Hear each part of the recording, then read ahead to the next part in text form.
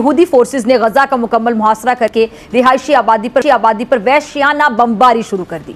फजाई हमलों में अब तक 500 से ज्यादा फलस्तीनी शहीद हो चुके हैं और हजारों जख्मी हैं। फलस्तीन की जो मौजूदा सूरत हाल है, इस पर सऊदी अरब ने तुर्की और ईरान से बात की है, पाकिस्तान से बात नहीं की।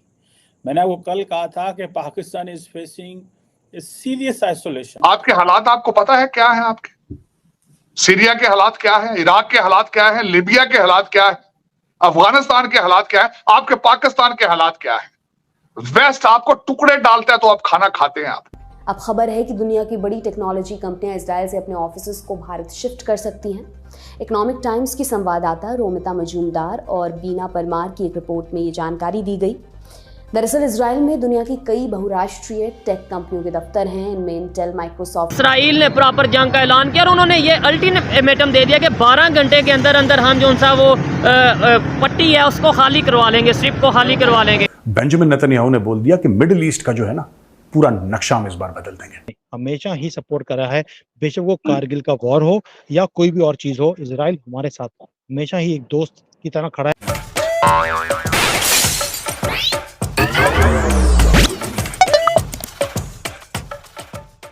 दोस्तों, जैसा कि आप सभी को पता है, रसिया यूक्रेन युद्ध चल ही रहा था कि अब इजराइल और फिलिस्तीन के बीच युद्ध शुरू हो गया है, जिसकी शुरुआत फिलिस्तीनी आतंकी हमास ने 5000 मिसाइल इजराइल के ऊपर दागकर शुरुआत की है। जिसके बाद इजराइल ने हमास को मुंह तोड़ जवाब देने के लिए इजराइल ने हमास को पूरी तरह से खत्म करने की कसम खा चुका है, जिसकी शुरुआत हो चुका है। गाजा पट्टी पर हमास के सारे ठिकानों को एक के बाद एक मिसाइलों से तबाह कर रहा है। इस युद्ध को लेकर दुनिया 2 हिस्सों में बंट चुका है। अमेरिका समेत पूरा यूरोप इजराइल के साथ खड़ा है और इस्लामिक देश फिलिस्तीन के साथ खड़े हैं। और सबसे खास बात यह है कि इस बार भारत इजराइल के साथ खड़ा है। अब अगर हिस्ट्री उठाकर देखो तो इजराइल हमेशा से ही दुनिया के खिलाफ जाकर भारत का सपोर्ट किया है, वो चाहे करगिल हो या 1971 की जंग हो। इजराइल ने भारत को हमेशा से ही सपोर्ट किया है, लेकिन भारत शुरुआत से ही फिलिस्तीन का सपोर्ट करता था। लेकिन अब भारत इजराइल का सपोर्ट कर रहा है, क्योंकि जंग की शुरुआत फिलिस्तीनी आतंकी हमास ने शुरू किया था। अब पाकिस्तान इतना बड़ा इस्लामिक देश है जिसने अभी तक इजराइल को एक देश के रूप में मान्यता नहीं दिया है, लेकिन इस युद्ध को लेकर सऊदी अरेबिया ने एक बैठक बुलाया था, जिसमें ईरान को तो बुलाया गया लेकिन पाकिस्तान को नहीं बुलाया गया। अब पाकिस्तानियों की यही औकात रह गया है दुनिया में। अब इजराइल से बड़ी बड़ी टेक कंपनियां जैसे गूगल, माइक्रोसॉफ्ट इजराइल से बाहर जा रहा है, क्योंकि युद्ध बहुत दिन तक चल सकता है, यूक्रेन रसिया की जैसे। अभी ये कहा जा रहा है ये सारी कंपनियां भारत आ रही है। चलिए चर्चा को आगे जारी रखते हैं।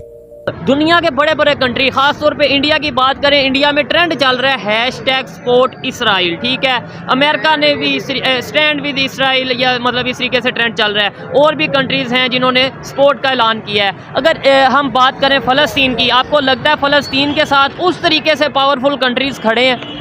हमारे मुसलमानों के बदकिस्मती से 57 मुल्क हैं जो बदकिस्मती से, के खुशकिस्मती? बदकिस्मती इसलिए है कि ये बदकिस्मत हम हैं, हुक्मरान नहीं हैं। जो इधर की हमारे इन मुल्कों में मुस्लिम जो रहते हैं वो उनकी बदकिस्मती है कि ये 57 मुल्क में आपस में इत्तेहाद ही नहीं है। ऐसे ही अगर इनमें इत्तेहाद नहीं होगा तो ये यहूदो निसारा काफिर जो दूसरे जो हैं, जो इस्लाम दुश्मन पॉलिसी पे वो कर रहे हैं, तो हम इनका कैसे मुकाबला कर सकेंगे? ठीक हो गया। इसका सिर्फ और सिर्फ यही हल है कि तमाम मुल्क जो हैं ये मुत्तहिद हों और आपस में यूनिटी बनाएं। जैसे एक तंजीम होती है, ऐसे ही 57 मुल्क आपस बनी है। OIC की जो ऑर्गेनाइजेशन है वो ऑलरेडी बनी है, लेकिन उसमें भी अगर देखा जाए तो तुर्की जो उनसे वो खामोशी का इजहार कर रहा है कि वो यही मतलब कह रहा है। तुर्की ने पैगाम दिया है। क्या पैगाम दिया? तुर्की ने अमेरिका को पैगाम दिया है कि अगर इन्होंने कोई मजामत की तो हम उनके साथ खड़े हैं। ठीक है, फलस्तीन के साथ हैं। ये नहीं बात कि उसने बयान दिया, लेकिन आपको बताता हूँ उन्होंने पता खामोश हमारे हुक्मरान है। हमारे हुक्मरानों को चाहिए कि डट के उनका साथ देना चाहिए। ये नहीं करना चाहिए कि खामोश, ये खामोशी जो है ना इसके पीछे कोई राज छुपा हुआ। हमेशा ही सपोर्ट करा है, बेशक वो कारगिल का वॉर हो या कोई भी और चीज हो, इजराइल हमारे साथ हमेशा ही एक दोस्त की तरह खड़ा है, जबकि हमने उनको सपोर्ट किया हो या ना किया हो। तो as far as support is concern, अगर उन्होंने हमारी मदद मांगी, मुझे ऐसा लगता है भारत भी उसकी सपोर्ट करेगा, इसमें कोई शक नहीं है, हम पीछे हटने वाले नहीं हैं। बट आज की डेट में अभी जो करंट सिचुएशन है उसके अंदर इनको सपोर्ट की जरूरत नहीं है। So let's see what happen in the future. एक चीज और, मैं खत्म करने से पहले, आपने बोला कि भी जो उनके टैंक्स हैं वो इजराइल के जो टैंक्स हैं वो सारे गाजा पट्टी में और वेस्ट बैंक में पहुंच गए हैं। मेरे हिसाब से वो अभी बॉर्डर के ऊपर हैं, क्योंकि जब तक एयर स्ट्राइक्स में उनकी जितनी भी सप्लाई चेन्स हैं वो बंद नहीं होती, ये हमास के जानवरों की, तब तक इनके टैंक अंदर नहीं जाएंगे। अब खबर है कि दुनिया की बड़ी टेक्नोलॉजी कंपनियां इजराइल से अपने ऑफिसेज को भारत शिफ्ट कर सकती हैं। इकोनॉमिक टाइम्स की संवाददाता रोमिता मजूमदार और बीना परमार की एक रिपोर्ट में ये जानकारी दी गई।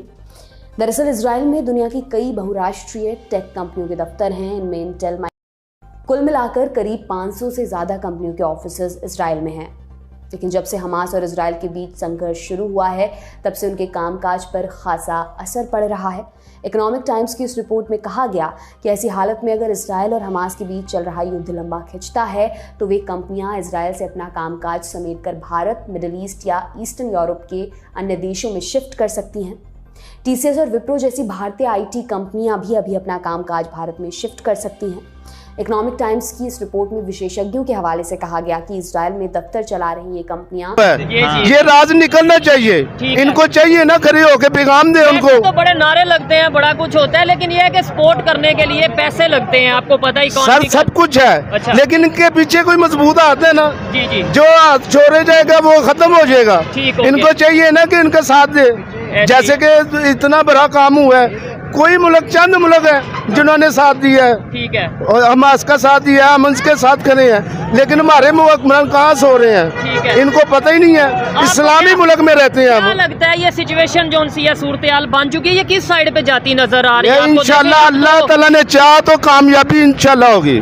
ये इसराइल को जो है ना नाकामी होगी इंशाल्लाह ताला, अल्लाह के फजल से। मैं भी ये भाई को बता रहा था, उन्होंने इसराइल ने ऐलान कर दिया कि 12 घंटे के अंदर अंदर सर कुछ भी नहीं होगा, गजा की स्ट्रिप है उसे खाली करवा दिया जाएगा। बिजली ऑलरेडी काट दी गई है, मतलब दोनों सप्लाई खत्म कर दी गई है फलस्तीन के चारों साइड। सर मेरे अल्लाह के नबी ने पैगाम दिया है गजवा हिंद होगी। अच्छा। मुझे शक भरा ये उसी तरफ जा रहा है मामला, तो गजवा हिंद वहाँ से स्टार्ट होगी।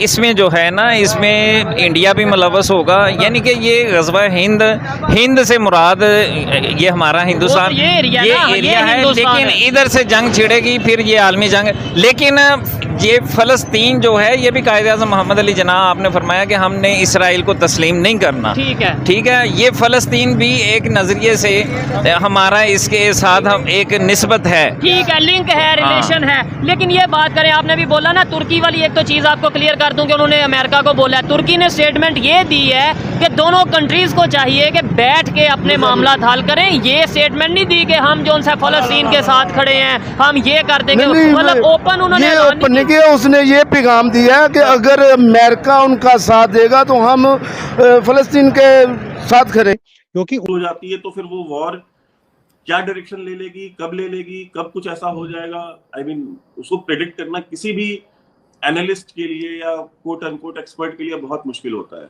इम्पॉसिबल है वो।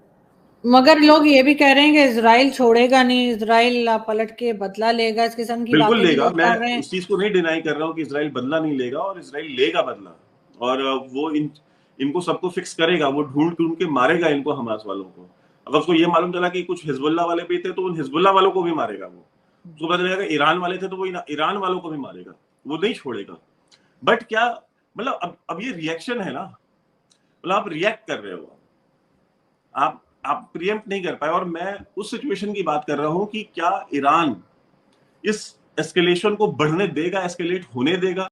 अगर आपको हमारा ये वीडियो पसंद आया तो हमारे चैनल को सब्सक्राइब करके बेल आइकन दबाना मत भूलिए, क्योंकि आने वाली वीडियो की जानकारी आपको तुरंत मिल सके।